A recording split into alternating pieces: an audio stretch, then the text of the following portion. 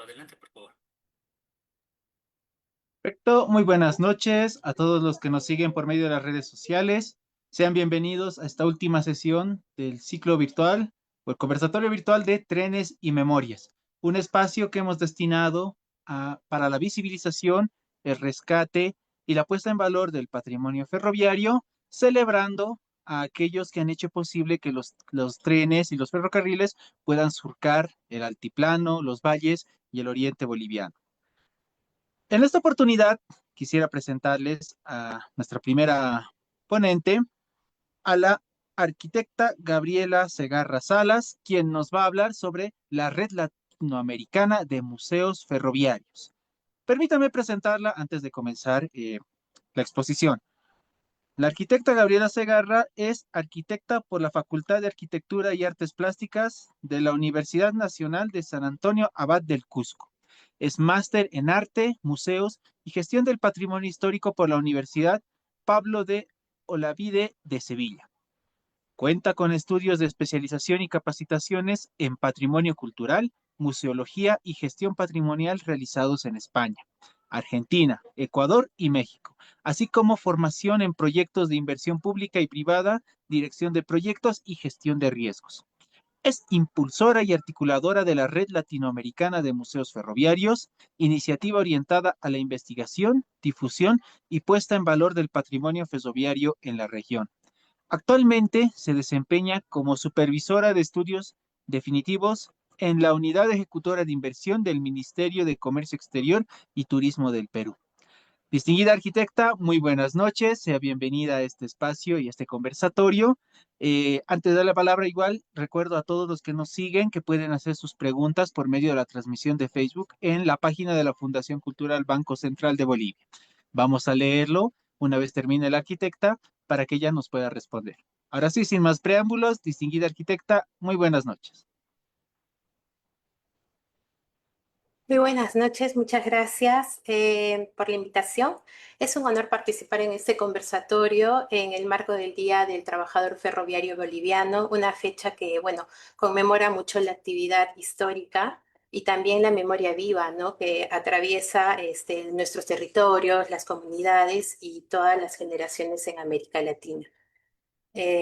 Cuando hablamos de ferrocarriles, no estamos hablando solo de trenes, estamos hablando de personas, de oficios, de países culturales y de historias compartidas, ¿no? Desde esa mirada nace justamente la Red Latinoamericana de Museos Ferroviarios, que es una iniciativa que busca conmemorar y recuperar todas las memorias aisladas y fragmentadas que no han sido aún conectadas entre sí en nuestra región. En ese aspecto, en los últimos años, sabemos que ha crecido enormemente el interés de preservar el patrimonio, pero sobre todo el patrimonio ferroviario latinoamericano. Ha crecido de manera notable, es una necesidad además establecer redes de colaboración que justamente fortalezcan a los museos y que resguarden ese invaluable legado, no solo de la parte física de los museos, sino también de este aspecto de memoria colectiva. Bueno, ¿quiénes somos y por qué surge la red? La Red Latinoamericana de Museos Ferroviarios es una iniciativa creada en el año 2020. Sus inicios, en realidad, como idea y como propuesta, fueron concibiéndose desde finales del 2019 con una colaboración y con un aporte también importante de Ibermuseos y del Museo Nacional de Ferrocarriles Mexicanos, ¿no? Que en su momento apostó por esta iniciativa. La red surge de una constatación muy clara. El patrimonio ferroviario en nuestra región está en riesgo de olvido, de deterioro, pero al mismo tiempo posee un valor histórico, social y simbólico, ¿no? Como lo mencionaba antes. Cada museo custodia mucho más que objetos. Estamos hablando de memorias sociales, de saberes técnicos, de oficios olvidados, de relatos que se deben de recuperar, de migración, de progreso y también de un triste abandono en muchos casos. Y sin esta articulación regional, esos esfuerzos quedan muchas veces aislados, ¿no?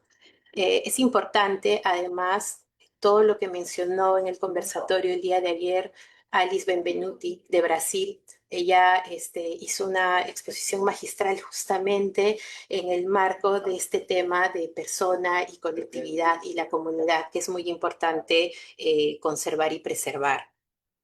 Y justamente la red está enmarcada en ese trabajo colaborativo y de intercambio pues, de conocimientos para, digamos, estas buenas prácticas que se van haciendo en cada uno de los países.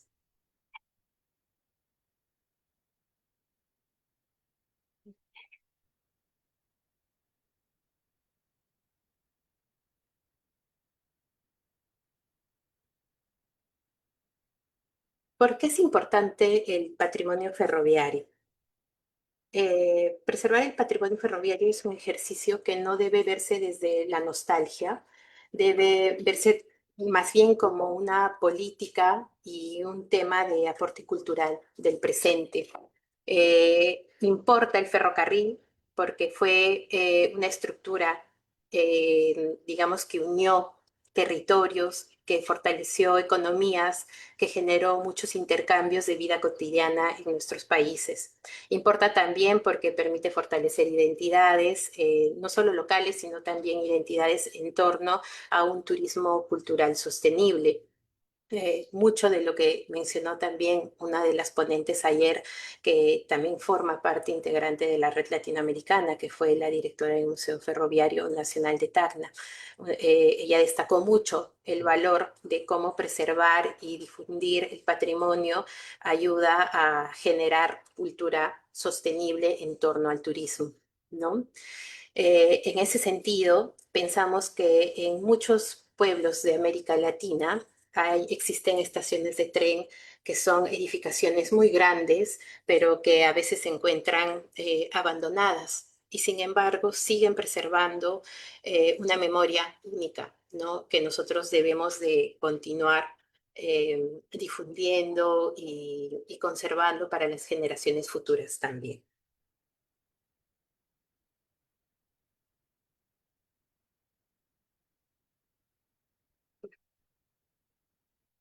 ¿Cuáles son los objetivos de la red latinoamericana? Pues tenemos como objetivo concreto la articulación de esfuerzos entre museos ferroviarios, impulsar políticas públicas de preservación y difusión, promover el turismo cultural y la innovación museográfica y fortalecer capacidades locales y de cooperación regional.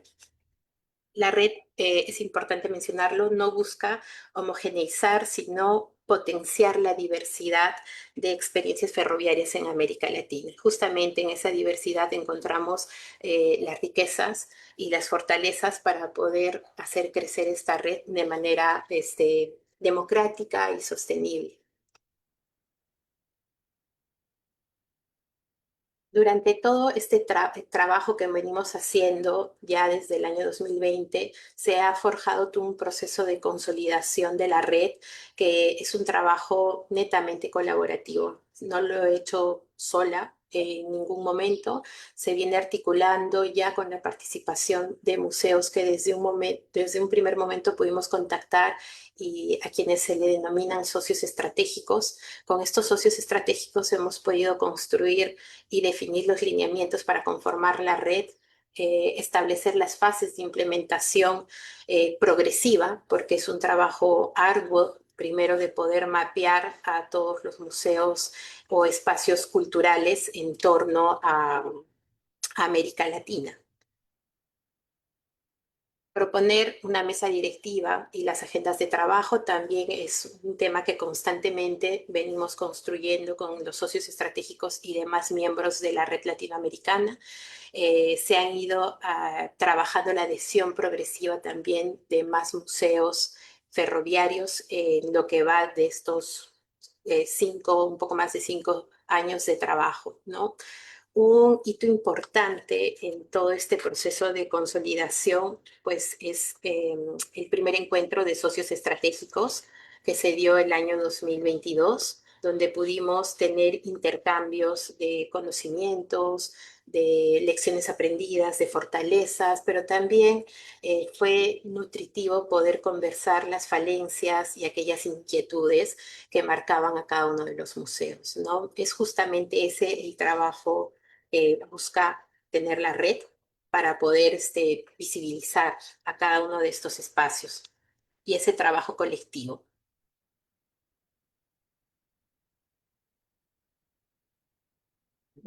Es importante también hablar sobre la participación que hemos tenido en diferentes etapas, digamos, internacionales, invitaciones internacionales o en diferentes presentaciones como eventos virtuales o presenciales que nos ha permitido eh, mostrar el trabajo que venimos haciendo y también de generar lazos y alianzas con representantes de museos que de repente no conocían esta iniciativa.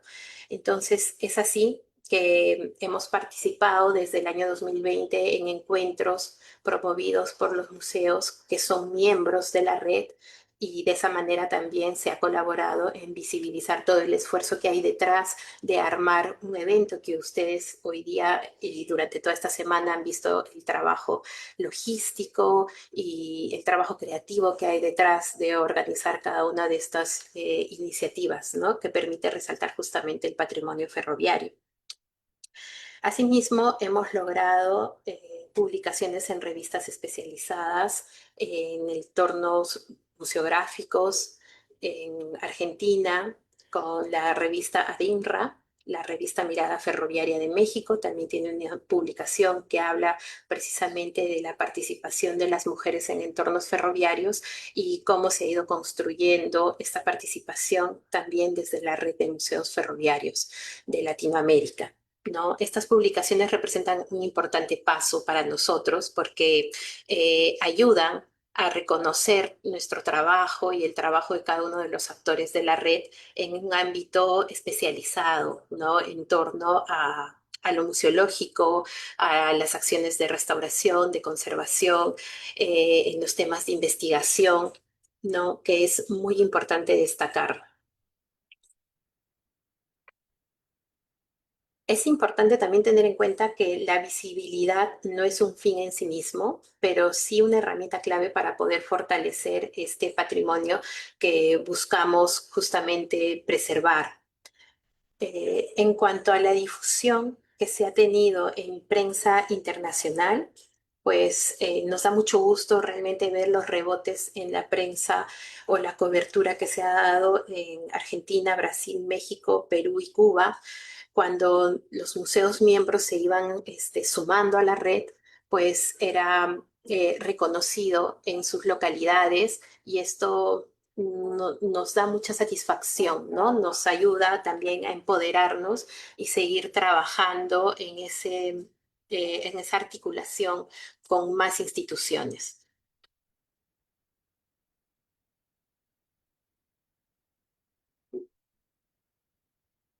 Otros avances que hemos ido teniendo en esta organización y que también debemos aplaudir, digamos, el mérito de cada uno de los miembros de la red, es de poder construir sus propias redes nacionales, ¿no? Hay que resaltar acá que la Red Latinoamericana de Museos Ferroviarios toma como base de ejemplo, digamos, para poder también construir la Red Nacional de Museos Ferroviarios y Espacios Culturales de México, ¿no? Una red ya constituida con antelación que a la fecha es integrante de nuestra red y que tiene adheridos a más de 40 miembros, que son museos a todo lo largo y ancho de México. Cuba también ha conformado su propia red nacional. Vienen trabajando con museos ferroviarios y también museos de la industria azucarera, ¿no? Y eso ayuda también a que se resalte ese vínculo histórico entre el ferrocarril y otras industrias. Lo mismo pasa en Brasil y en Chile, que siguen avanzando en procesos de convocatoria para poder conformar, integrar y de esa manera poder formalizar sus propias redes, ¿no? Nos dio mucho gusto ver que en 2024 en Chile se tuvo la primera reunión de gestores de espacios ferroviarios para poder conformar la Red Nacional de Chile.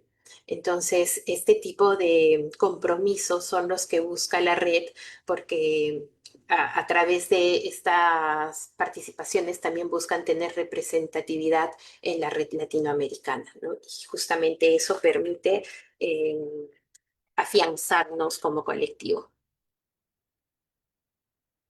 Actualmente estos son los museos miembros de la red latinoamericana. Tenemos el Museo Nacional de los Ferrocarriles Mexicanos como socio fundador y además propuesto para presidir la mesa directiva por todo el interés y el impulso que ha ido dando a este trabajo colectivo y un esfuerzo imparable de las instituciones allá en México.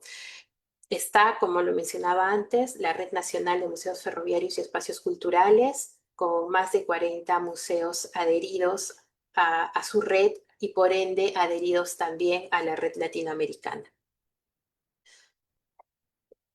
Otros miembros de la red tenemos a 3 museos de Cuba, el Museo Nacional de Ferrocarril de La Habana como socio estratégico, es uno de los primeros museos que pudimos contactar y es uno de los que también eh, ha trabajado imparablemente en construir su red nacional y seguir mapeando y sumando socios a la red latinoamericana. Es así que invita al Museo Ferroviario de Camagüey y al Museo Rafael Freire para que sean parte de la red. Eh, También como invitado de nuestros miembros de Cuba, se adhirió a la red el Museo del Tren de Isabela de Puerto Rico. Tenemos al Museo del Tren de São Leopoldo de Brasil, que también es socio estratégico.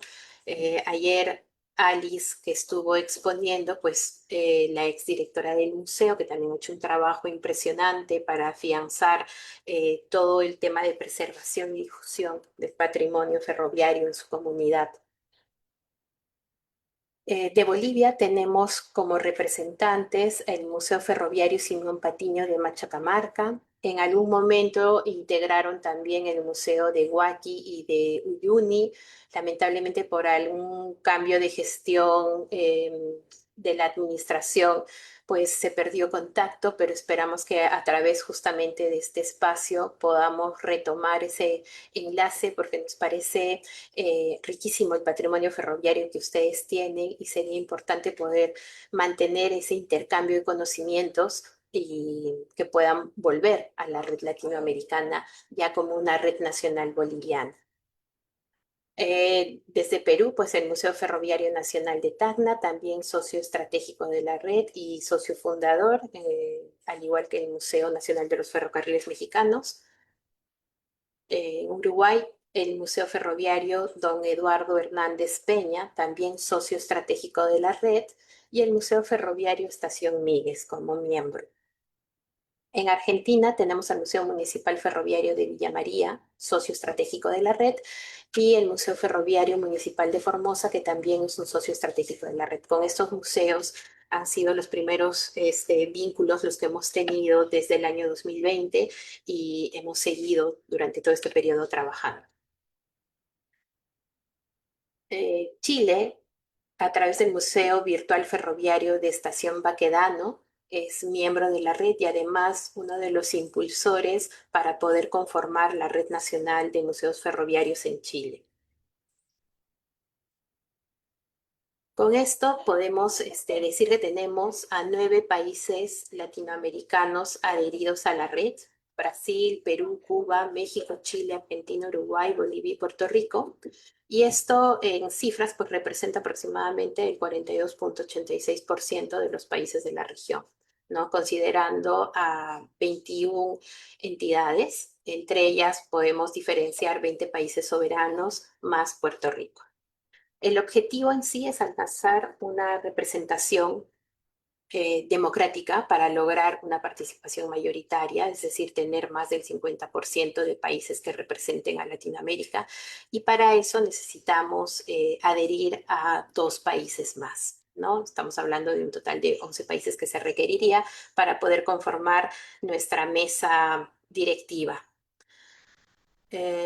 Una representación mayoritaria pues nos va a permitir tener decisiones democráticas que representen a cada uno de los países en torno a las inquietudes, necesidades o proyectos que quieran impulsar a través de la red, ¿no? Esta cooperación se tiene que fortalecer de manera regional si queremos realmente preservar y conservar el patrimonio ferroviario de nuestra región.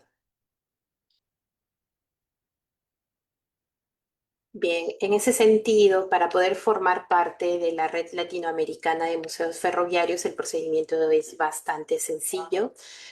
Solo se requiere que su institución o cualquier entidad o colectivo en torno a la investigación y preservación del patrimonio ferroviario, pues remita una solicitud para poder llenar un formulario, ¿no? O con una carta de intención de querer ser miembro de la red, y es dirigirlo a los correos de la coordinación de la red latinoamericana de museos ferroviarios. En pantalla se pueden ver los correos que estoy dejando.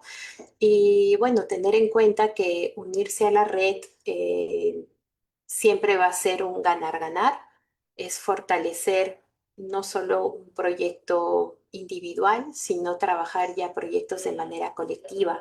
La colaboración nos permite mayor visibilidad y con ello pues conseguir mayor aportes para sacar adelante, digamos, este patrimonio que ahora está en el olvido.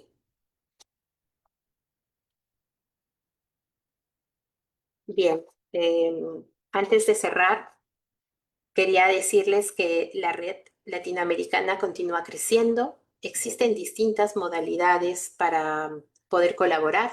Están los avales, los patrocinios y la cooperación técnica. Sumarse a la red no es solo fortalecer una institución, como les decía antes, es asumir un compromiso colectivo con la memoria ferroviaria de América Latina. Y finalmente, porque los trenes unieron territorios y hoy nos toca a nosotros unir también nuestras memorias. Muchas gracias. Quedo atenta a cualquier consulta o diálogo referido al tema. Perfecto. Agradecemos la participación de la arquitecta con la arquitecta Gabriela Segarra con este tema de la red de museos ferroviarios, ¿no? La red de museos ferroviarios latinoamericanos, una institución que, sin lugar a dudas, y felicito la iniciativa también que se ha logrado desde la gestión 2020 de impulsar el reconocimiento del patrimonio ferroviario. Bien, ya lo decíamos, en el caso de Bolivia hemos tenido momentos de caída, ¿no? Caso Huaki, por ejemplo, con el desmantelamiento de algunas rieles o el extravío de patrimonio, que actualmente es fundamental para comprender la historia no solo de Huaki, sino de Bolivia en su conjunto. Aprovechando, distinguida arquitecta, le mandan saludos desde Uyuni y desde Misque, nuestros seguidores de las de las redes sociales, y hacerle la consulta siguiente. Considerando, ¿no?, la importancia de la red de museos ferroviarios latinoamericanos, para aquellos museos, en el caso de Bolivia, que en este momento están ya con la intención de fortalecerse y establecerse de manera sólida, ¿qué recomendaciones o sugerencias podría darles para poder lograr este objetivo, ¿no? El primero, consolidarse y luego poder participar de la red de museos. Gracias. Bueno, en principio reconocerse, ¿no? Es importante para poder trabajar en colectivo, primero conocernos y conocer a nuestro entorno. Quienes más están trabajando en pro de la conservación del patrimonio ferroviario en nuestra propia localidad, ¿no? Eso como primer punto.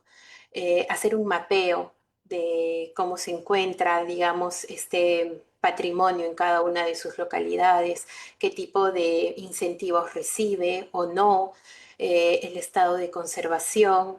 Es importante poder conocer qué patrimonio se tiene para poder preservarlo. Si no sabemos lo que tenemos, no sabemos qué es lo que se va a cuidar y difundir. Eso como primeros pasos. formar una red, pues es vincularse primero entre ustedes. No es necesario que exista primero una red nacional para luego formar parte de la red latinoamericana. Se pueden unir independientemente. Claro que esa unidad como país ya le da mayor fortaleza también y mayor representatividad, ¿no? Frente a decisiones ya de carácter latinoamericano. Entonces, mi recomendación sería esa, empezar primero con el reconocimiento de actores en el mismo campo laboral y de promoción cultural, identificar el patrimonio que se tiene, poder ver también los riesgos de pérdida de este patrimonio, porque justamente lo que se quiere es poder salvar espacios físicos, material rodante, memorias, comunidades. Entonces, es un trabajo arduo y de mucho compromiso. No es inmediato. Mira, nosotros estamos hablando de vinculaciones que venimos haciendo desde el año 2020, ¿no? Entonces, no es inmediato, tampoco es muy sencillo mantener el vínculo porque las gestiones, más si son de administración pública, cambian.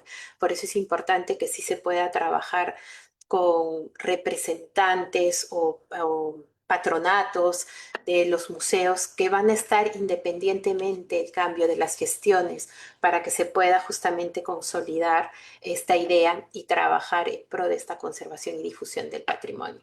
¿No? Igual la red latinoamericana está para servirles en el caso de que requieran alguna asesoría para poder consolidar su propia red nacional, poderles mostrar y compartir experiencias de otros países y cómo han ido siguiendo, digamos, su hoja de ruta, porque cada uno ha cogido un modelo de repente diferente, más acorde a su contexto y a sus propias realidades. Entonces, nosotros estamos a su disposición. Perfecto, muchísimas gracias, arquitecta Gabriela. Ya para finalizar, por favor, le rogaríamos dar sus últimas palabras a toda nuestra audiencia. Bueno, agradecer primero por la invitación de participar en este evento tan importante que conmemora el Día del Trabajador. Es significativo sin duda. Entonces, alentarlos a seguir trabajando en pro de la conservación del patrimonio ferroviario y nada, agradecerles nuevamente.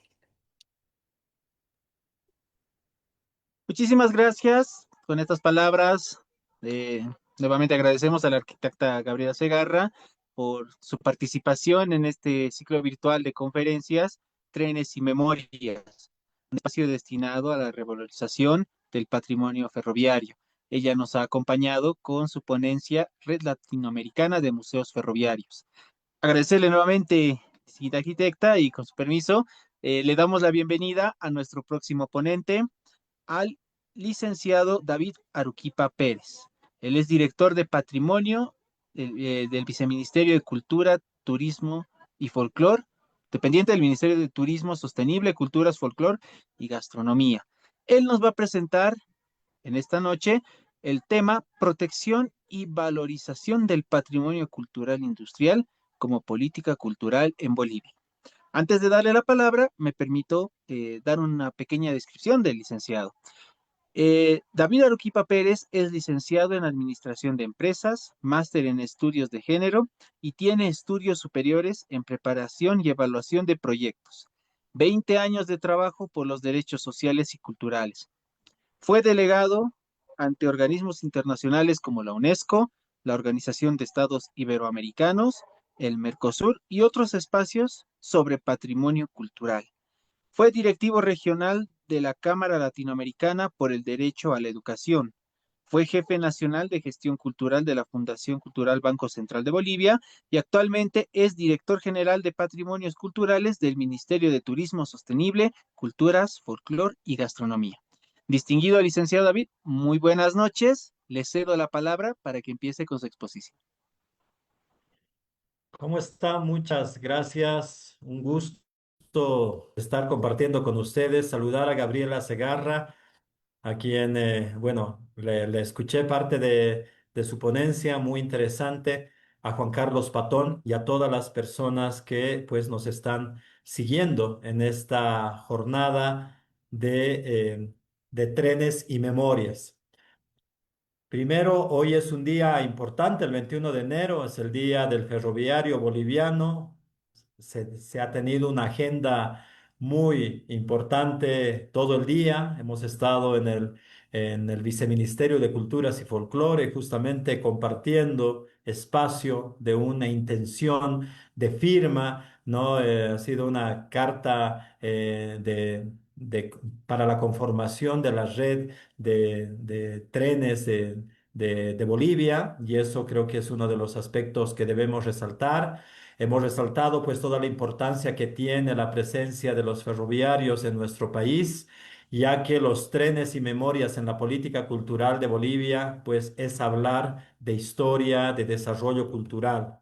¿No? Porque bien sabemos que los trenes en Bolivia no solo constituyen la infraestructura del transporte, sino que representan un patrimonio cultural, material e inmaterial, que está vinculada a la memoria histórica, a los procesos de modernización, la integración territorial y la lucha social, las luchas sociales en nuestro país. Como justamente yo me voy a detener en Pulacayo, que es un centro minero importante de nuestro país, el segundo más importante de producción de plata de ese entonces, que es donde se ha escrito justamente, se ha planteado la lucha sindical y la tesis de Pulacayo, ¿no? Entonces ha sido la tesis justamente reivindicativa del sector minero, que ha generado una revolución también industrial, social en nuestro país. ¿No? Por eso hablar de los trenes en Bolivia constituye, ¿no? Hablar sobre esta memoria de patrimonio cultural, la historia, los procesos de modernización, la integración territorial, las luchas sociales en nuestro país. Por eso esta presentación, que será más un diálogo, presenta el valor del patrimonio ferroviario como eje en la política cultural en nuestro país. Entonces, pues hablar, ¿no? Del ferrocarril en la historia de Bolivia, la historia de los trenes en nuestro país están, como ya dijimos, profundamente relacionadas con la historia de la minería, ¿no? Hasta qué punto fue que los ferrocarriles han sido concebidos principalmente como una infraestructura al servicio de la extracción minera. Entonces, ese fue el inicio en realidad de nuestras construcciones y de nuestros nexos que se han generado en torno a los ferrocarriles. Esta síntesis que se plantea, ¿no? Sobre la historia interpretativa, los enfoques del patrimonio cultural e industrial que justamente se da en nuestro país a través del Cerro Rico, ya, ¿no? Planteando desde la época colonial, pero donde se intensifica, ¿no? El desarrollo industrial del siglo XIX, justamente como la minería y las dependencias exportadoras generan, ¿no? Que Bolivia, tras la independencia, hereda una economía altamente dependiente de la minería, ¿no? Especialmente de plata, ¿no? Con Potosí, Oruro, ¿no? Quienes han sido los principales productores, ¿no? de este mineral. Nosotros, al no tener una salida directa al mar y con caminos precarios, el transporte de minerales fue lento en esas épocas del siglo XIX y costoso, obviamente, ¿no? Entonces, sacar los minerales hacia puertos del Pacífico, pues fueron, ¿no? La solución, los ferrocarriles, impulsados por capitales extranjeros inicialmente. Es por eso que la ruta de Uyuni, ¿no? Y hoy lo plantearon muy bien, Uyuni pues no se entendería sin la construcción de la ruta férrea conectada a Pulacayo y Huanchaca, justamente para las salidas a los puertos del Pacífico. Entonces, tenemos una historia importante, ¿no? Respecto a la minería en nuestro país, porque el primer ferrocarril de Antofagasta a Oruro, ¿no? De 1873 a 1892 es un hito fundacional, ¿no? Del ferrocarril boliviano, que justamente se construye en toda esa ruta, ¿no? Hasta que conecta Antofagasta, Oruro, pues con capitales chilenos y británicos inicialmente. Conectaba Oruro con todo lo que es Antofagasta en ese entonces. Es ahí donde justamente nuestra historia de la minería conectada con las rutas férreas, pues han sido muy importantes, ¿no? Y se han ido intensificando ya a medida que han ido pasando el tiempo en la era del estaño, 1900, de 1930, ¿no? Ya con el declive de la plata entra la era del estaño, donde tenemos pues una presencia de nuestros varones del estaño, ¿no? Como Simón y Patiño, Mauricio Hochschild, Aramayo, ¿no? Que estos empresarios financian e impulsan ferrocarriles para conectar centros mineros con los centros mineros, más bien con las principales líneas mineras, ¿no? Oruro, La Paz, Oruro, Uyuni, Villazón, Uyuni, Tupiza, Potosí, Uyuni. Entonces, fueron estos los espacios que han generado realmente un paisaje industrial importante que hasta ahora se mantiene vivo en muchos de estos lugares.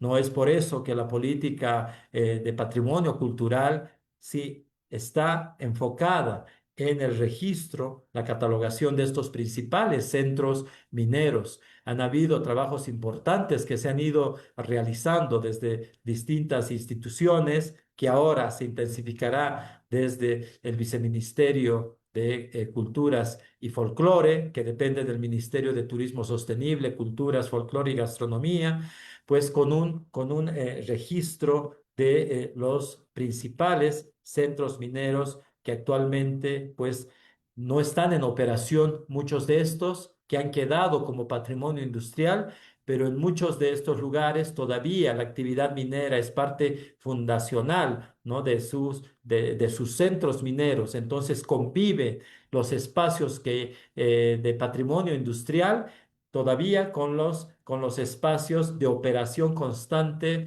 de extracción minera hasta nuestros tiempos, como en el caso de Potosí, ¿no? Potosí, ciudad declarada Patrimonio de la Humanidad, inscrita en la lista de Patrimonio Mundial desde el 87, pero por situaciones justamente de que el paisaje industrial, del paisaje industrial de Potosí, pues está íntimamente relacionada con el Cerro Rico, pues el deterioro del Cerro Rico por la extracción minera ha sido uno de los elementos centrales por las que está justamente en la lista de patrimonio en riesgo, ¿no?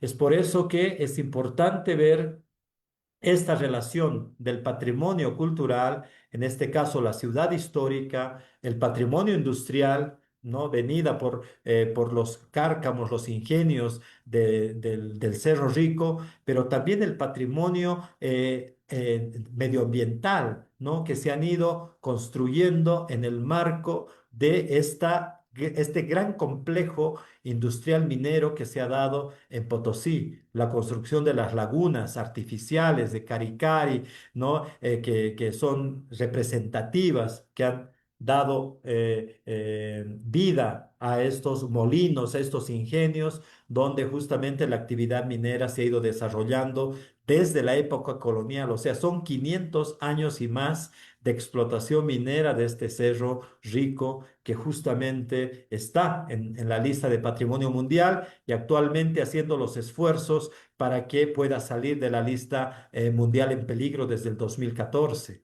Entonces, todos estos elementos han hecho que la política cultural hacia adelante, pues tenga que ver, ¿no? Cómo desde la política cultural, pues ahora vamos a enfrentar también estas situaciones. La conservación y preservación del patrimonio cultural, del patrimonio industrial, pero en diálogo constante también con el desarrollo productivo y minero que todavía se sigue generando en muchos de estos lugares. Es un tema complejo, es un tema que no solamente lleva al sector cultural de patrimonio a tomar decisiones, sino a una decisión justamente multisectorial, porque ingresa medio ambiente, está el Ministerio de la Minería y Metalurgia, planificación, Ministerio de Turismo Sostenible, Culturas, Patrimonio Cultural,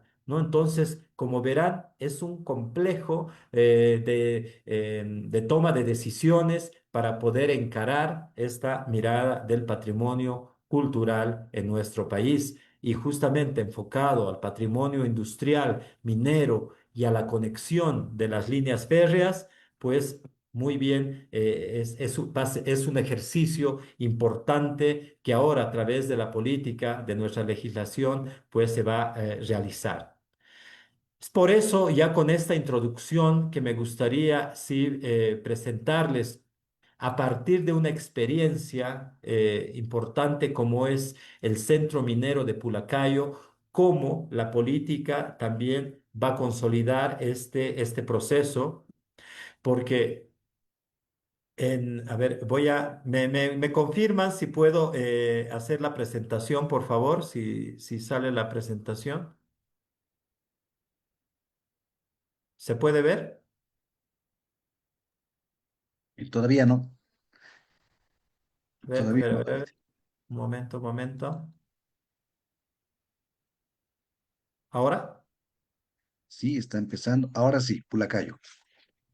Perfecto. ¿No? Entonces, ¿cómo a partir de Pulacayo, patrimonio industrial, pues se va a generar también un espacio y una oportunidad de la construcción de una política cultural en el país que ya tome, considere el patrimonio industrial minero como un eje fundamental también en el tema de la conservación y la restauración del patrimonio cultural boliviano?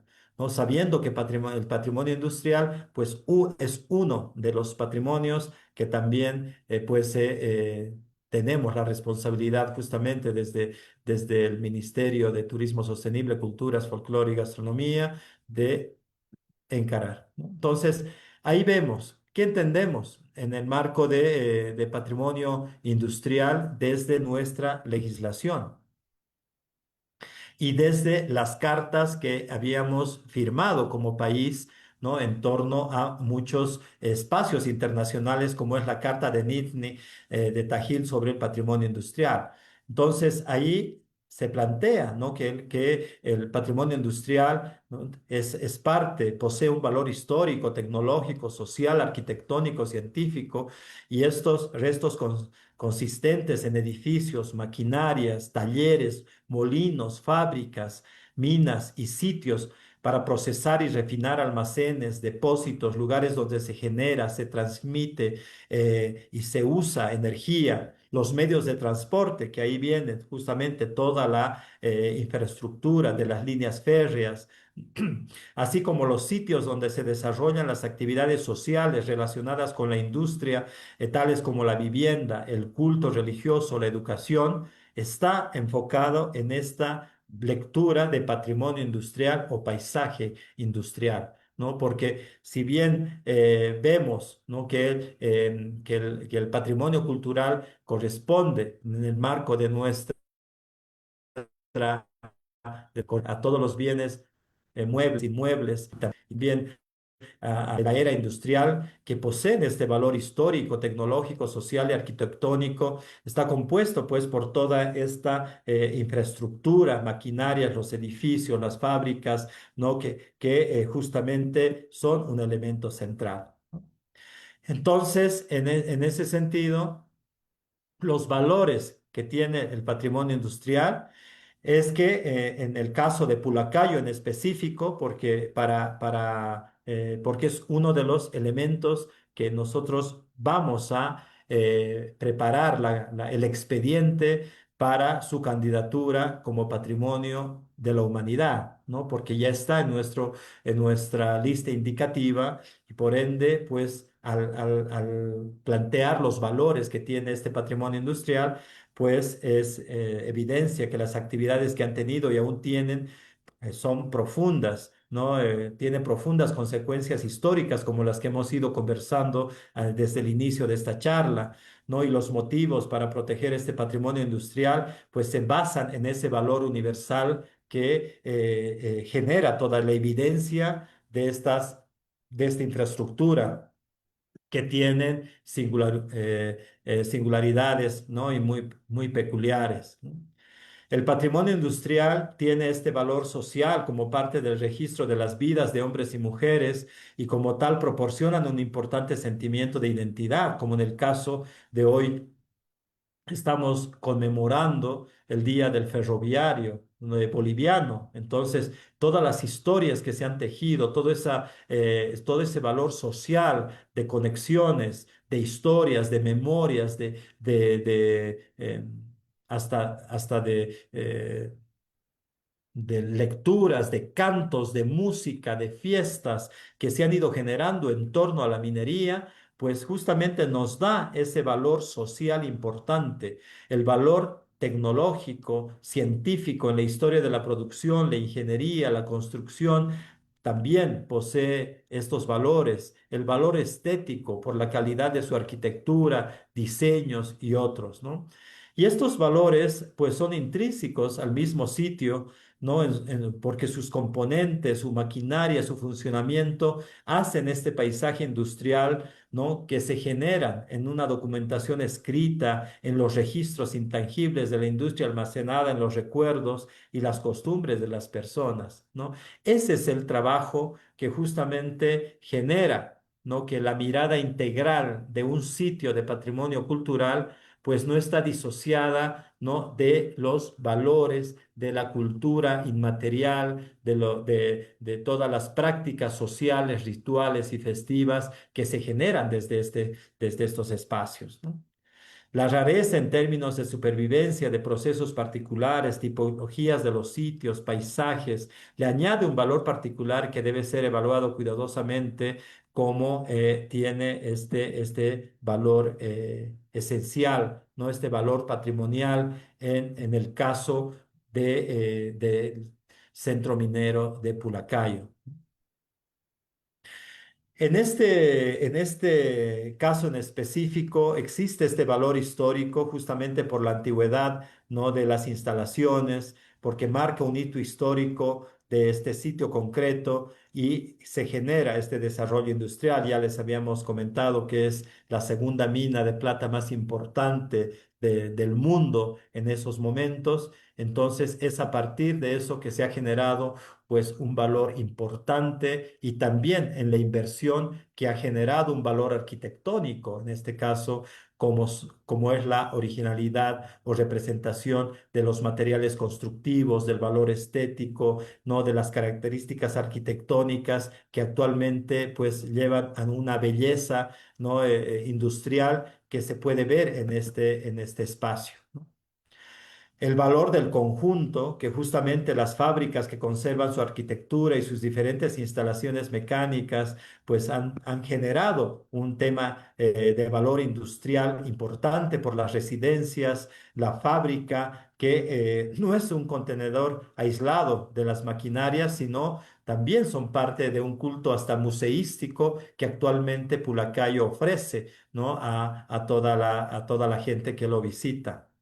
El valor territorial, ¿no? Que justamente se da, ¿no? En estos espacios, porque los elementos del carácter productivo, ¿no? Las hidroeléctricas, los ríos, ¿no? Como les contaba en el caso de Potosí, también existe en este lugar, las residencias productivas, etcétera, se dan en este espacio. El valor de conservación, ¿no? Que como más que ningún otro patrimonio, el patrimonio industrial requiere, ¿no? Funcionar y ser reutilizado. El estado de conservación es un criterio importante, aunque muchas veces identifican a los edificios como ruinas industriales, ¿no? Que mal llamado cementerio de trenes, en algún caso también, que eso lo hemos ido discutiendo, son sitios de memoria, ¿no? Son sitios y museos de memoria, ¿no? Porque representan, ¿no? Lo que ha pasado y tiene que ser conservado, demostrado, ¿no? Por eso las maquinarias no requieren,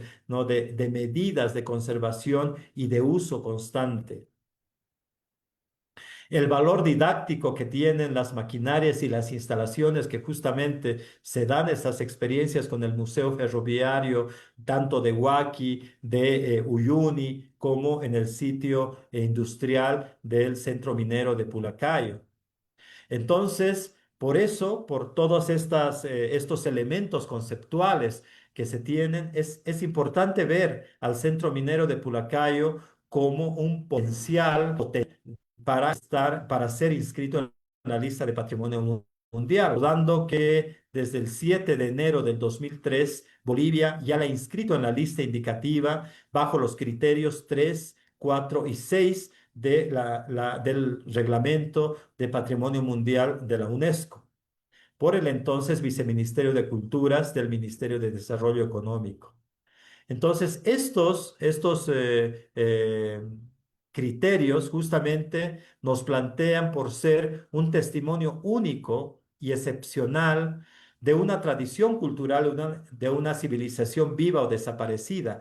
Eso es lo que dice el criterio 3. Entonces, Pulacayo justamente da ese testimonio único, excepcional, de una tradición cultural que existe y está viva hasta la actualidad. ¿No? Entonces no está desaparecida, sino es una cultura minera viva. El criterio 4 nos plantea que debe ser un ejemplo destacado de un tipo de edificio, conjunto arquitectónico, tecnológico, paisaje que ilustra una etapa significativa de la historia de la humanidad. Entonces, al hablar de Pulacayo, justamente se destaca el tipo de edificio, la integralidad, ¿no? Y la autenticidad que tienen justamente las edificaciones de Pulacayo, pues demuestran que son un ejemplo destacado de conjunto arquitectónico y tecnológico que se ilustra en un paisaje industrial que cuenta esta historia minera que ha aportado a la humanidad en su conjunto. Entonces, obviamente, este cuarto punto, este cuarto criterio es uno de los criterios importantes, ¿no? Está directamente asociado a los eventos y tradiciones vivas, con ideas y creencias, con obras artísticas y literarias de excepcional importancia universal.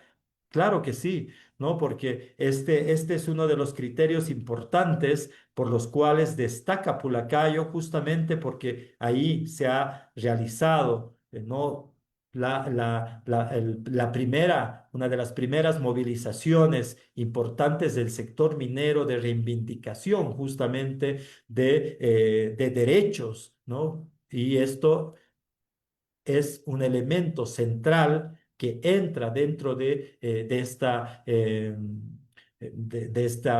preparación del expediente, justamente toda la memoria de la tesis de Pulacayo, como un primer documento que justamente presenta toda esa tradición viva que se ha generado, la construcción de ideas políticas, sociales, reivindicativas, ¿no? La creación artística, literaria que se ha generado a través de la música, de la poesía en esos lugares, obviamente lo hace un espacio excepcional, ¿no?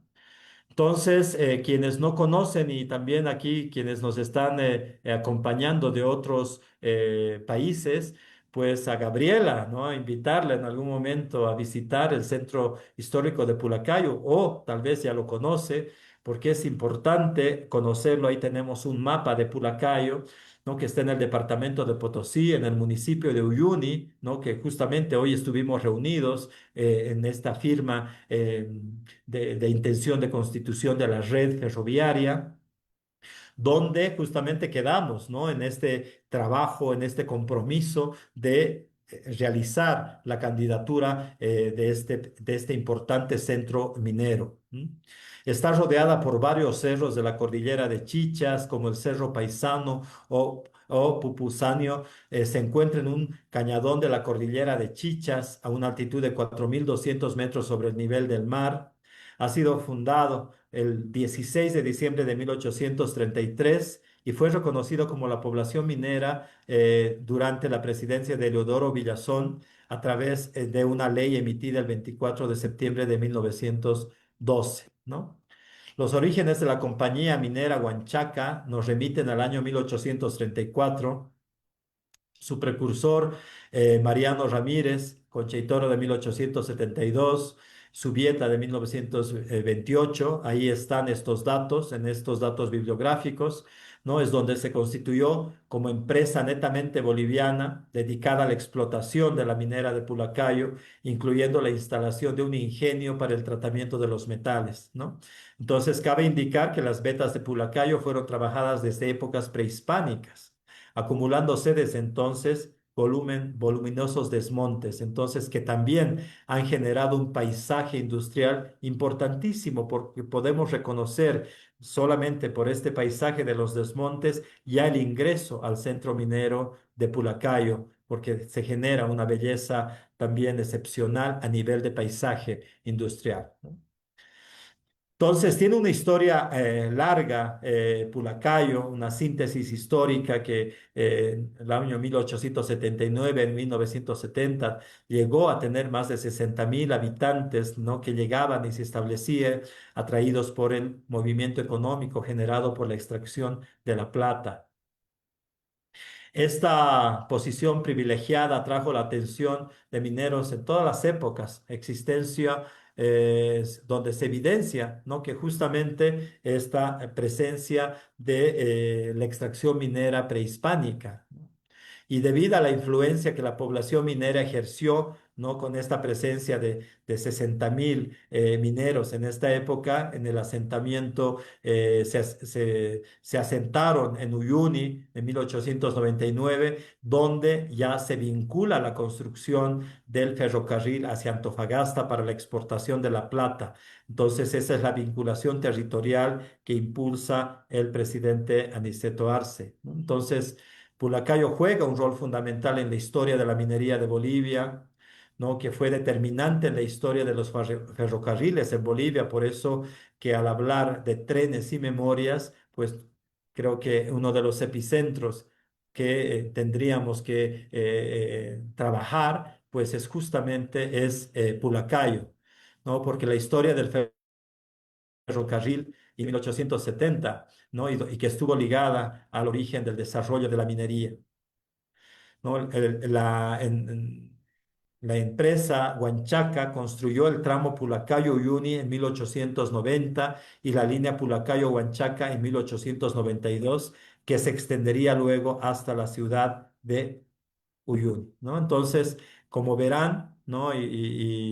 Ha sido importante esta presencia donde Pulacayo se establece como un centro minero de relevancia en la segunda mitad del siglo XIX y el área de explotación minera abarca Huanchaca, ¿no? Reconocida como principal mina de plata en Bolivia, ¿no? Que es luego abandonada en 1952 y que actualmente tenemos vestigios importantes, ¿no? De Huanchaca que debemos, ¿no? Recuperar e invertir también en su preservación y conservación de sus principales centros que tiene actualmente Huanchaca, ¿no? La importancia en la economía, ya lo hemos ido conversando desde el Cerro Rico de Potosí y luego ya con la explotación de la plata en Pulacayo, Huanchaca, son las minas de plata más ricas de Bolivia en la época republicana. También la construcción de las vías férreas, como aquí podemos ver uno de los tramos. En el tema político sindical, como ya conversábamos sobre el tema del Congreso Minero de la tesis de Pulacayo, que en 1946 pues se genera un importante movimiento minero, ¿no? Donde se reconoce el sector trabajador como el sector más avanzado y combativo del proletariado al sector minero. Entonces, todos estos valores, ¿no? Todos estos valores ya en resumen, ¿no? Que generamos, ¿no? En este espacio, en este conversatorio, pues llega a ser cumpliendo mis 30 minutos que Juan Carlos nos ha planteado, pues llega a ser un elemento central y un hito para poder trabajar la política ya de patrimonio industrial minero, que a partir de esta práctica, ¿no? De la elaboración del expediente de candidatura de Pulacayo, pues vamos a justamente debatir todos estos temas que ahora nos congregan en este espacio. Es por eso que este espacio para nosotros es importante y agradecemos, ¿no? A Soremuc y a todos los museos ferroviarios, ¿no? Como el caso de Machacamarca, Uyuni, Huaki, y también a los centros mineros que están conectados a estas principales líneas férreas para poder hacer un trabajo conjunto en la política cultural, en la política del patrimonio cultural, y que justamente el patrimonio industrial minero, con todo el paisaje que conlleva, pues realmente estén ya en la práctica, pues desarrollando e implementando la política ya aprobada en la Ley de Patrimonio Cultural 530.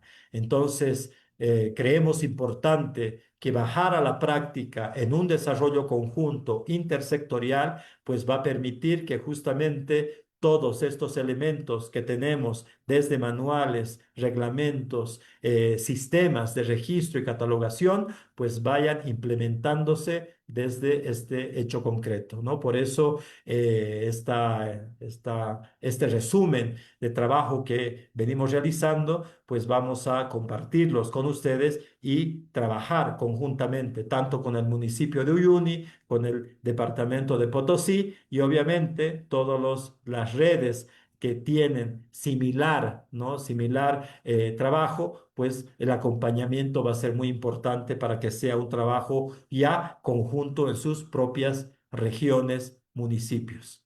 Bueno, con esto, Juan Carlos, muchas gracias por el espacio de saludos de la ministra de Turismo Sostenible, Culturas, Folclore y Gastronomía, Cintia Yáñez, el viceministro de Culturas y Folclore, Andrés Zarati, también les envió un saludo, que él estuvo en la inauguración y también planteó ese interés y esa necesidad de trabajar conjuntamente en estos proyectos tan importantes. Entonces, con esto, saludos Gabriela, saludos Juan Carlos y estamos en contacto.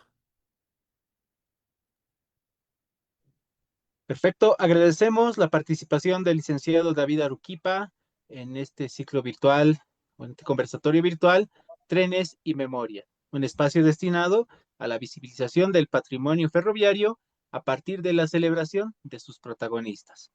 Eh, Estimado licenciado David, hay una consulta que nos salta y es la siguiente hacia su persona. ¿Cuáles son las políticas que tiene o está proyectando el Estado para poner en valor el patrimonio industrial ferroviario de Bolivia? Ya nos hablaba en el caso de Pulacayo, pero ¿qué políticas más tiene, por ejemplo, en el caso sector Huaki, Machacamarca, Uncía y otros centros ferroviarios? Justamente a partir de la ley 530 justamente se reconoce, ¿no? Que el patrimonio cultural boliviano pues es una responsabilidad del Estado y de todos los niveles del Estado. No nos olvidemos que también nuestra ley de autonomías nos da la misma función a las gobernaciones, a los municipios, para poder desarrollar esta política. Entonces, la política es clara y eso creo que ya lo hemos ido discutiendo también con la exposición de Gabriela Segarra. Primeramente es tener el registro, el inventario de todo este patrimonio cultural industrial, en el cual obviamente el patrimonio de los ferrocarriles, el patrimonio industrial, ¿no? Férreo es primordial. Entonces, es tener el registro y catálogo, que para eso el sistema plurinacional de registro del patrimonio cultural boliviano, el cual muchos de las gobernaciones, ¿no? Que tienen, ¿no? que instalar en las gobernaciones para poder hacer ese registro, pues también, ¿no? Será implementado en los municipios para poder tener este registro, ¿no? Eso como primer punto. A partir de esto, justamente no vamos a poder conservar, restaurar, poner en valor lo que no conocemos o lo que no está registrado. Entonces, el siguiente paso es justamente ya los planes, ¿no? Los planes de conservación, de manejo, de identificación de estos sitios, las delimitaciones, las competencias que tiene cada uno de los de las instancias del Estado a nivel municipal, departamental y nacional para su posterior declaratorias, ¿no? De patrimonio, justamente patrimonio municipal, patrimonio departamental y un reconocimiento como patrimonio cultural del Estado Plurinacional de Bolivia. Entonces, estos elementos y estos pasos que parecen muy simples decirlos, pues es un proceso amplio de trabajo que puede llevar mucho tiempo, ¿no? Mucho tiempo de trabajo. Por eso es importante tener ese sistema nacional de registro del patrimonio cultural boliviano, donde el trabajo del patrimonio industrial se esté reflejado ahí. Y ahí pues tenemos ya el conocimiento y reconocimiento justamente de los sistemas férreos, ¿no? Y ahí Juan Carlos Patón, que trabaja tanto tiempo con el tema del Capañán, ¿no? Es la misma complejidad, ¿no? Porque las rutas férreas, hay muchas rutas que ya están en desuso, otras que están habilitadas y otras que han quedado como evidencias algunos tramos. Hay que hacer esa identificación de los tramos existentes, ¿no? Justamente de las estaciones centrales, ¿no? Que en eso es un trabajo también importante. Hay tantas estaciones y en cada uno de los lugares por donde atravesaba esta línea férrea. Entonces, es bueno justamente hacer la identificación de estos tramos, ¿no? Y a partir de los tramos vamos a identificar también estos puntos de estaciones en las distintas comunidades. Entonces, es un trabajo amplio, es un trabajo que está dentro de nuestra política cultural. Ahora lo que toca a nuestra gestión es justamente sentarnos con Huaki, sentarnos con Oruro, con Machacamarca, con Uyuni, para poder definir este trabajo desde, ¿no? los instrumentos normativos que tenemos hasta llegar a justamente entender esa complejidad de los tramos, la identificación de los espacios, la delimitación territorial, los espacios de conservación absoluta que tienen que darse, y ahí vienen ya los proyectos justamente de inversión pública para la puesta en valor de estos sitios de patrimonio industrial, ¿no? Entonces, en una ruta así, cada uno tiene unos detalles muy complejos, pues es la política que se va a implementar y en todo el manejo del patrimonio cultural boliviano. Perfecto, licenciado. Muchísimas gracias por su respuesta. Entonces, es primordial que los municipios vayan tomando la batuta en el registro y en la visibilización del patrimonio para que de esta forma pueda ya luego complementar el Estado boliviano en su preservación y puesta en valor. Agradecemos la participación del licenciado David Aruquipa en el conversatorio Trenes y Memorias. Y aprovecho también para enviar un fuerte abrazo y una fuerte felicitación a todos aquellos que han hecho posible que el Ferrocarril pueda transportar sueños, esperanzas y modernidad. Ahora me gustaría dar la palabra al licenciado Juan Carlos Patón Flores para poder ya dar las palabras de cierre de este evento. No sin antes, por favor, licenciado David Aruquipa, solicitarle también a usted sus palabras de despedida. Adelante.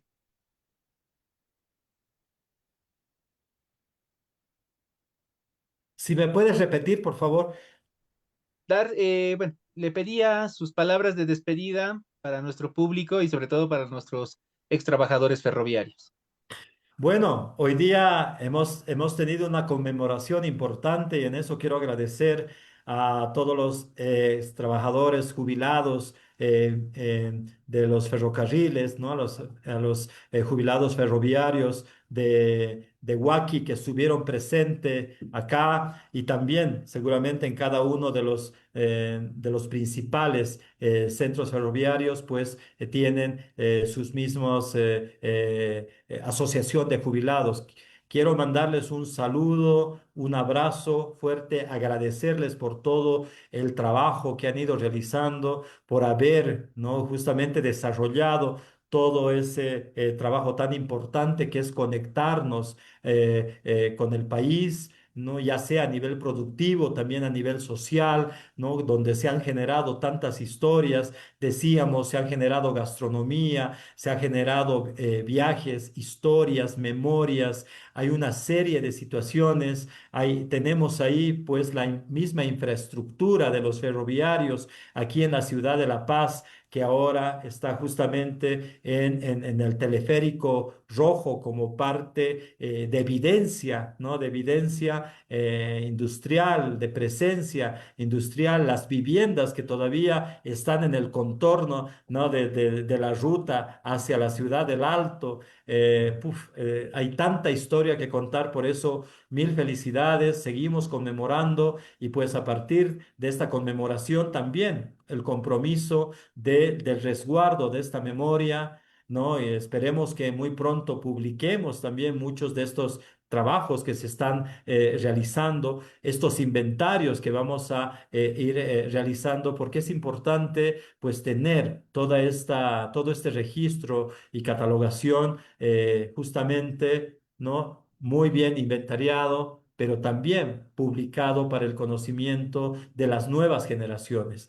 Estas historias pues no pueden quedar así únicamente en las memorias de estos seres importantes que han aportado tanto al país, sino tiene que ser y garantizarse su transmisión de generación en generación, también desde el sistema educativo. Es por eso, ¿no? Justamente lo intersectorial, ¿no? Es tan importante, ¿no? Que estas políticas de patrimonio cultural se vean traducidas en acciones educativas, en currícula educativa y estas también en sistemas de difusión, ¿no? De sensibilización a nivel nacional y de la importancia que tiene cada uno de estos sitios para poder también visitar y hacer que esa memoria sea compartida con todo el país. Por eso, agradecidos al espacio, agradecidos a todos quienes han hecho posible este encuentro de trenes y memorias, pues tenemos mucho trabajo adelante y un compromiso importante con el país para seguir trabajando, aportando desde el lugar y la experiencia que hemos ido acumulando estos años. Muchas gracias a todos y todas.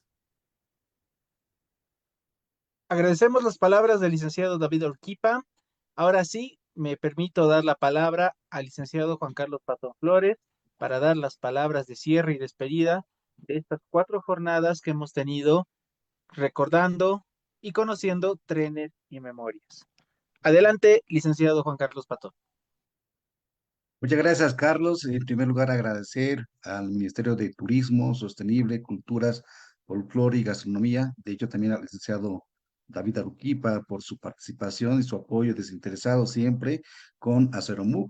Lo hacemos público ese agradecimiento. Esperemos siempre contar con su apoyo. Sin embargo, quiero aprovechar esta oportunidad para que también podamos lograr tener un apoyo, porque como Aceromú que hemos logrado sacar una publicación de Trenes y Memorias y esperemos poder tener una segunda edición y poder llegar con este ejemplar a los ferroviarios.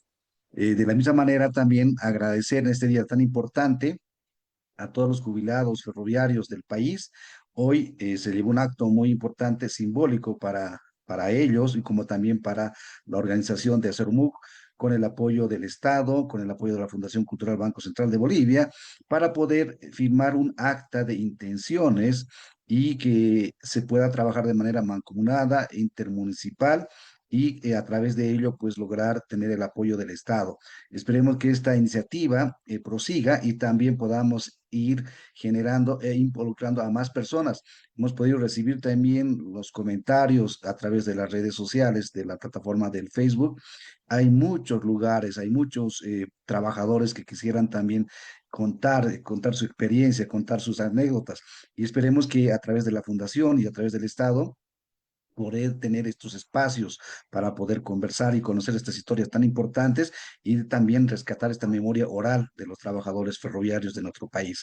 De la misma manera, queremos agradecer también a todo el equipo técnico que ha apoyado muy desinteresadamente y sin el esfuerzo de ellos no hubiese sido posible. De la misma manera, también a todas las comunidades de Aceromuk que hicieron posible para este evento y que hemos podido concretar, hacer este trabajo de 5 días de sesiones virtuales, una presencial. Asimismo, también está planificado de promover el turismo, turismo industrial ferroviario. De hecho, este 25 de enero está previsto un recorrido turístico en los 3 departamentos. Me refiero en La Paz, visita a Huaki, en Oruro, visita a Machacamarca y en Potosí, visita a Uyuni. Esperamos también que este tipo de actividades, más allá de generar encuentros, actas de convenio, compromiso e intenciones, podamos generar también un movimiento económico para la reactivación económica de nuestro país, que es muy importante, y este tema del turismo industrial, ferroviario y minero pueda ser una alternativa también para que muchas personas en el tema turístico puedan adentrarse a conocer más el tema histórico, ¿no? Que es importante. De la misma manera, también agradecer a nuestros expositores, quienes no han sido gentiles en compartir su experiencia de trabajo, a los compañeros de los países de México, Perú, Brasil, y seguramente hay muchos otros países más que más adelante vamos a involucrarlos para poder compartir también y conocer este tipo de trabajos que se tiene en sus países y que sería de mucha importancia y de aprendizaje para nosotros. Bueno, queda eso agradecer a las autoridades del Ministerio de Turismo Sostenible, Culturas, Folclore y Gastronomía, a la ministra Cintia Áñez, a todos los viceministros, como también a la presidenta de la Fundación Cultural del Banco Central, al apoyo técnico y a cada uno de ustedes, agradecidos por su atención, su consideración y pues en este día muy importante, Día del Trabajador Ferroviario y lo que ellos han dejado, tenemos que continuar y rescatar estas costumbres para poder compartir estas experiencias a las futuras generaciones. Muy agradecido, esperemos estar nuevamente en otros momentos con otras actividades por este medio. Muchas gracias, estimado David, estimado Carlos, estimada Gabriela. Dios mediante, pues sea enhorabuena para cada uno de ustedes y agradecido siempre desde Azoromoco. Muchas gracias.